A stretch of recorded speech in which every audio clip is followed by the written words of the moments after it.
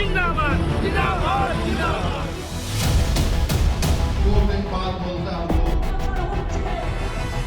पश्चिम बंगाल में इन दिनों सियासत गरमाई हुई है। यहाँ 2026 में विधानसभा चुनाव है, लेकिन सियासी पारा अभी से हाई है।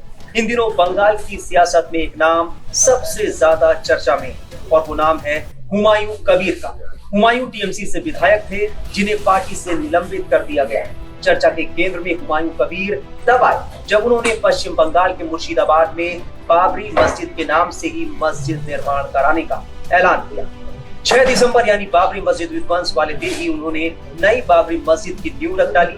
हुमायूं ने तो दावा किया कि 3 से 4 लाख लोग इस कार्यक्रम में पहुंचे। इस सब के बीच टीएमसी के बागी विधायक रहे। हुमायूं ने ममता सरकार की भी टेंशन बढ़ा दी। टीएमसी के निलंबित विधायक हुमायूं कबीर ने मुख्यमंत्री ममता बनर्जी के लिए नई चुनौती पेश करने का ऐलान कर दिया है। उन्होंने असदुद्दीन ओवैसी की पार्टी एआईएमआईएम के साथ मिलने और अपनी नई पार्टी बनाने का ऐलान किया। बता दें कि बंगाल में मुस्लिम आबादी करीब 30% बताई जाती है। ऐसे में ममता के लिए ये एक बड़े चैलेंज के रूप में देखा जा रहा है। ममता बनर्जी के लिए हुमायूं कबीर का ये फैसला काफी चुनौतीपूर्ण हो सकता है। दूसरी तरफ प्रदेश की मुख्य विपक्षी पार्टी बीजेपी पहले से ही सीएम ममता बनर्जी और उनकी पार्टी पर हमलावर है। अब हुमायूं कबीर ने भी सीएम ममता और टीएमसी के खिलाफ मोर्चा खोल दिया है। प्रदेश में मुस्लिम मतदाता आमतौर पर टीएमसी के वोटर माने जाते हैं। हुमायूं कबीर और ओवैसी का गठजोड़ ममता बनर्जी के इस वोट बैंक में सेंध लगा सकता है। ओवैसी की पार्टी बिहार विधानसभा चुनाव में इसकी नजीर भी पेश कर चुकी है। बिहार चुनाव में ओवैसी की पार्टी एआईएमआईएम एक बार फिर से 5 विधानसभा सीटें जीतने में कामयाब रही। ऐसे में हुमायूं कबीर और ओवैसी अगर बंगाल में मिलकर चुनाव लड़ते हैं तो मुस्लिम वोट बढ़ने की पूरी संभावना है, जिसका सीधा नुकसान ममता बनर्जी को होना तय। हुमायूं कबीर ने शनिवार को मुर्शिदाबाद में बाबरी मस्जिद की नींव रखी थी। इसे लेकर उन्होंने क्या कुछ कहा था, सुनिए। मेरा ख्याल से ये 3 से 4 लाख आदमी यहाँ इकट्ठा हुआ।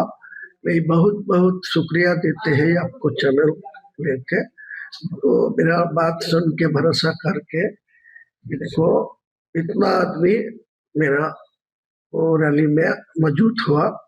उनको सबको लिए आपको बधाई दे रहा है, आपको चैनल के माध्यम में सब लोग को शुक्रिया अदा कर रहे हैं। भाई मोहन अल्लाह को पर शुक्रिया अदा कर रहे हैं और इनको जो मौजूदा आदमी आया उनको भी भाई शुक्रिया। आगे का प्लान क्या है, आप क्या करना चाहते हैं?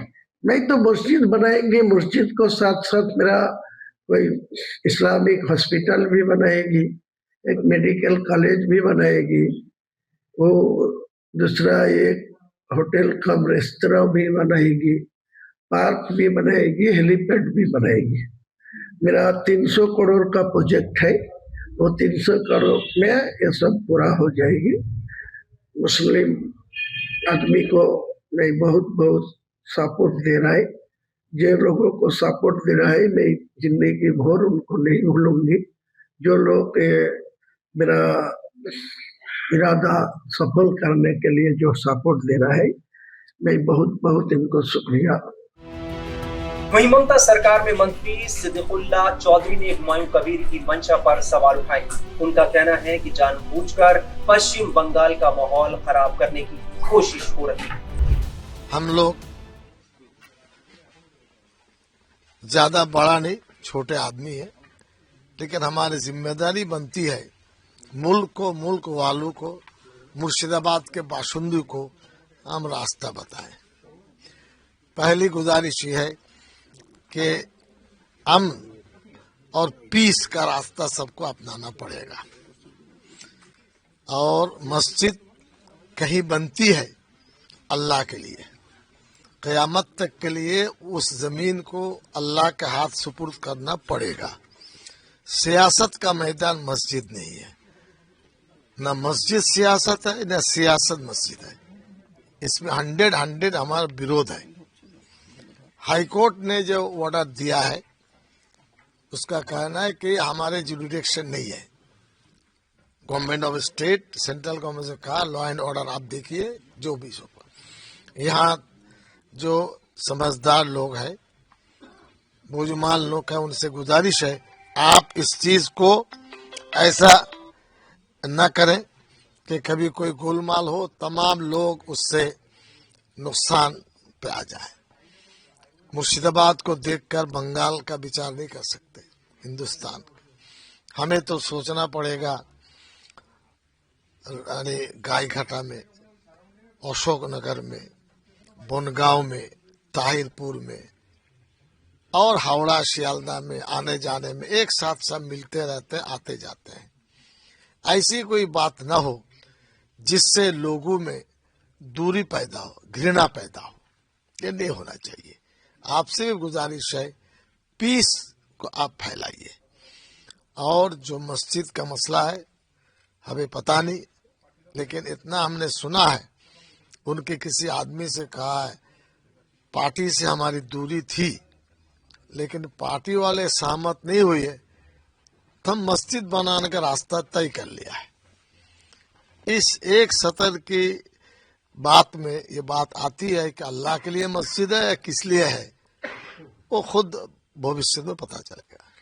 वो आपके ही पार्टी के विधायक हैं, उनसे ही उनकी पार्टी से नाराजगी है, इस वजह से वो मस्जिद बना रहे हैं, ये बात उन्होंने खुद ही कहा। क्या आपकी उनसे कोई बात हुई कि वो क्यों कर रहे हैं? नहीं, हमसे सुनिए, पार्टी में इस पोजीशन में हम है ही नहीं।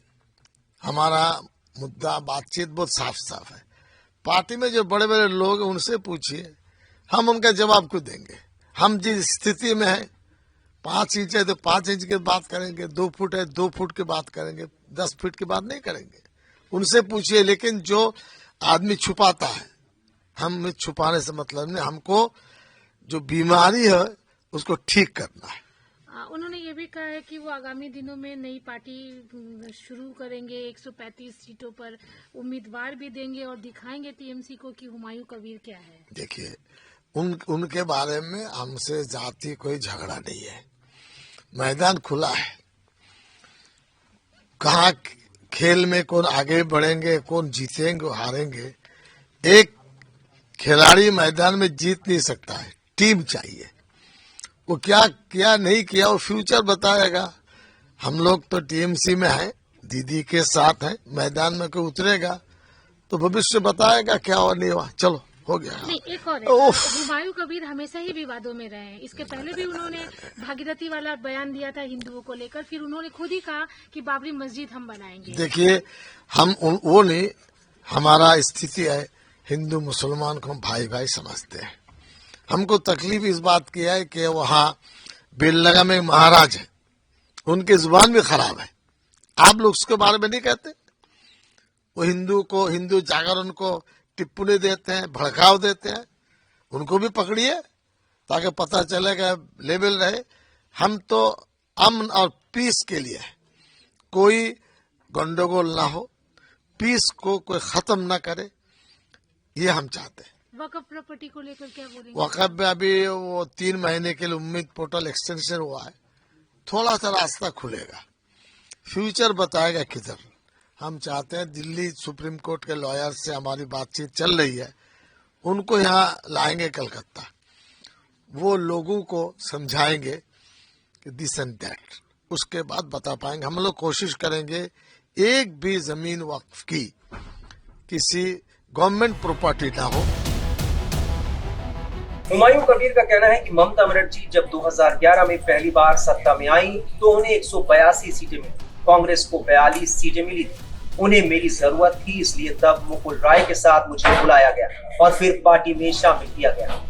बिना मांगे मुझे मंत्री पद दिया गया, साथ ही संगठन में बड़े दायित्व दिए गए। बता दें कि हुमायूं कबीर पहले कांग्रेस में थे और 2012 तक रेड्डी नगर से विधायक रहे। 2013 में वो टीएमसी में शामिल हुए थे। हुमायूं कबीर सालों से दल बदलू नेता के तौर पर जाने जाते हैं। वो अपने राजनीतिक करियर में कई पार्टियों को ज्वाइन कर चुके हैं और इस्तीफे दे चुके हैं।